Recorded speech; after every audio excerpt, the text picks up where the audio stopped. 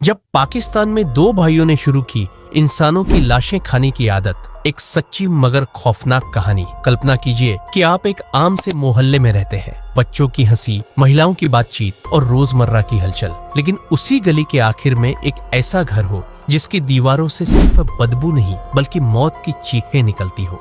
ये घटना पंजाब प्रांत के जिले भक्कर की तहसील दरिया खान के एक सामान्य से मोहल्ले खुदा बख्श कॉलोनी में घटी। साल था 2011। मोहल्ले के लोगों ने कई दिनों से एक अजीब और तीखी बदबू महसूस की। कुछ ने सोचा शायद कोई जानवर मर गया है, लेकिन जब बदबू बर्दाश्त से बाहर हो गई तो पुलिस को सूचना दी गई। पुलिस मौके पर पहुंची। जब दरवाजा खोला गया तो एक कमरे में एक बड़ी देग चूल्हे पर छड़ी हुई थी और उसके अंदर इंसानी मांस पक रहा था। जी हाँ, ये कोई मजाक नहीं। पाकिस्तान के अंदर पहली बार सामने आया कि कोई इंसान लाशें चुराकर उनका मांस खा रहा है। जब घर की तलाशी ली गई तो एक काला थैला मिला जिसमें एक ताजा इंसानी लाश थी, एक बच्ची की लाश जिसका कुछ शरीर गायब था। पुलिस ने दो लोगों को गिरफ्तार किया। उनके नाम थे मोहम्मद आरिफ फरमान अली। ये दोनों सगे भाई थे और इसी मोहल्ले में रहते थे। पुलिस पूछताछ में उन्होंने तुरंत कबूल किया कि वे कब्रिस्तान से लाशें निकालकर उनका मांस खाते थे और ये उनका पहला अपराध नहीं था। वे ये काम पिछले 2 साल से कर रहे थे। उनका मकसद क्या था? फरमान अली ने बताया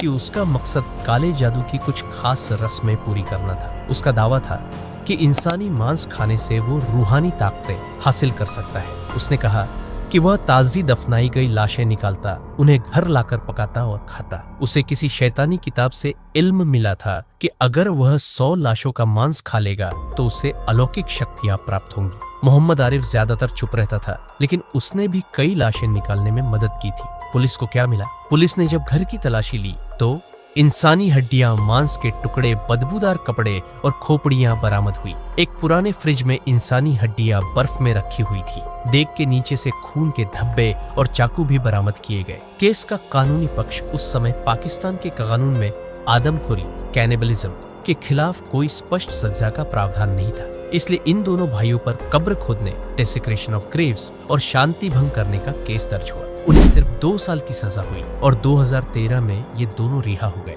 लेकिन कहानी यही खत्म नहीं हुई। 2014 में फिर से दरिया खान के लोगों ने पुलिस को सूचना दी कि वही बदबू एक बार फिर आ रही है। पुलिस ने जब फिर से उसी पुराने घर पर छापा मारा तो दोबारा एक इंसानी लाश के टुकड़े मिले। इस बार एक छोटे लड़के की लाश दीग में डाली गई थी। इस बार भी दोनों भाइयों को गिरफ्तार कर लिया गया, लेकिन इस बार अदालत ने कड़ा रुख अपनाया और उन्हें 12 साल कैद की सजा सुनाई गई। इस घटना ने सिर्फ कानून नहीं, पूरे समाज को झकझोर कर रख दिया।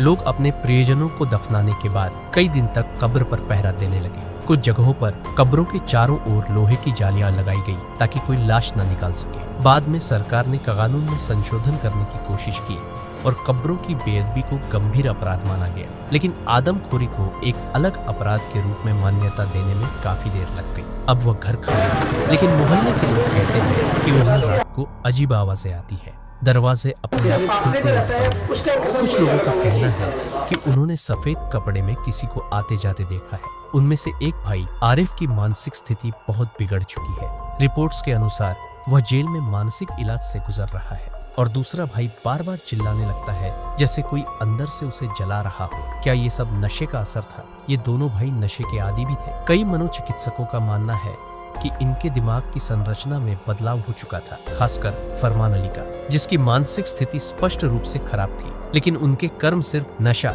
या पागलपन से कहीं ज्यादा थे। ये एक ऐसी शैतानी भूख थी जिसका कोई अंत नहीं। आखिर में सवाल ये है, हम ऐसे समाज में रह रहे हैं जहाँ कब्र भी सुरक्षित नहीं। क्या ये हम सबकी सामूहिक विफलता नहीं है? अगर कानून समय पर हरकत में आता तो शायद 2014 की घटना नहीं होती।